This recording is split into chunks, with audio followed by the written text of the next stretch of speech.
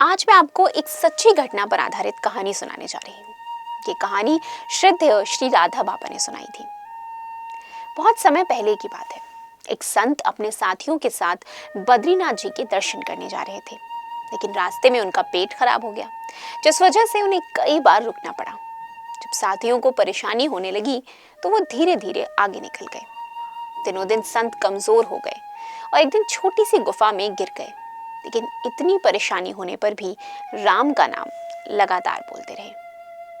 मन ही मन भगवान से प्रार्थना करने लगे कि अगर यही तेरी इच्छा है तो यही हो, रोग रूप में तेरा हार्दिक स्वागत है। फरियाद करते करते उनकी आंख लग गई। अगले दिन सुबह ही उनके पास एक बूढ़ा आदमी दही भात का कटोरा और दवाई की पुड़िया ले आया और संत से बोला, ये खा लो, जल्दी ठीक हो जाओगे। संत ने बूढ़े की तरफ देखा और पहचानने की कोशिश तो करी, पर कमजोरी की वजह से कुछ साफ नहीं दिखा। जब संत ने दवा और दही खिचड़ी खा ली, तब उस बूढ़े आदमी ने कहा, मैं कल फिर आऊंगा, 3 दिन का समय काट लो तो पूरी तरह स्वस्थ हो जाओगे। संत निरंतर राम नाम ही जपते रहे और सोचते रहे, यहाँ सेवा दान करने वाला कौन है ये आदमी। आखिर उन्होंने उस बूढ़े से पूछ ही लिया, कौन है आप? तो वो बोले, पहले ठीक हो जाओ फिर पूछना, लो दवाई खा लो। पर संत ने कहा, नहीं पहले बताओ। बूढ़ा बोला, और ना बताऊं तो? इस पर संत ने भी जवाब दिया, मैं दवाई ना खाऊं तो? तब बूढ़े ने कहा, ठीक है मत खाओ, मैं जाता हूं, और वो वहां से चले गए। लेकिन थोड़ी देर बाद वो फिर लौट आए और बोले, तुम दवा खा लो तो मैं जाऊं।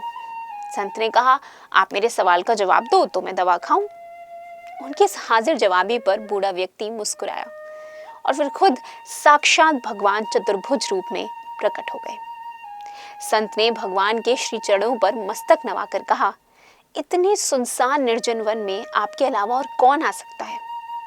हे प्रभु, क्या आप खुद दौड़ दौड़ कर इसी तरह भक्तों को सेवा दान देते हैं? इस पर प्रभु ने कहा, जब कोई प्रिय भक्त मिल जाता है तो उसके मन में प्रेरणा भर देता हूँ, और नहीं मिलता तो स्वयं सेवा के लिए प्रस्तुत हो जाता हूँ। बस इसी तरह मनमोहन रोचक वार्तालाप करके जीवन को परमानंद से भर के प्रभु अंतर्धान हो गए।